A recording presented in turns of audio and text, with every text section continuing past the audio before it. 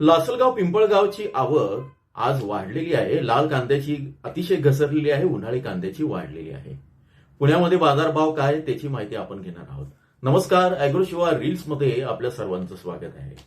आज आहे 15 एप्रिल, वार आहे बुधवार, 2024.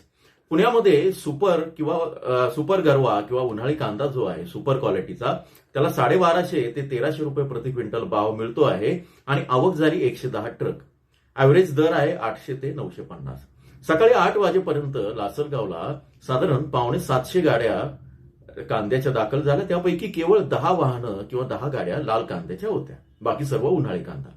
पिंपळगावला सुद्धा आवक प्रचंड आहे आज उन्हाळी कांद्याची.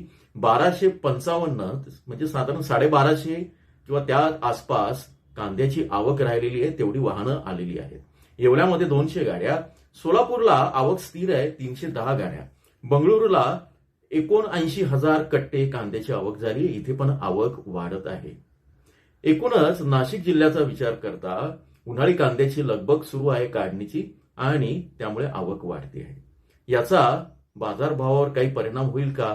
लाल कांदा कारण संपलेला आहे, त्याचा दबाव जवळपास संपलेला आहे. ते आपल्याला आज उद्यामध्ये कळेल आणि त्याच्यानंतर अंदाज येईल. अतिशय बारकाईनं आपण जी बाजारभावाची माहिती देतो जिल्हावार, ती पाहायची असेल तर जॉईनच्या बटनावर क्लिक करा. विविध माहितीसाठी अॅग्रो शिवारला जोडून राहा. सबस्क्राईब करा, लाईक करा, शेअर करा. प्रतिक्रियांचं स्वागत आहे. धन्यवाद.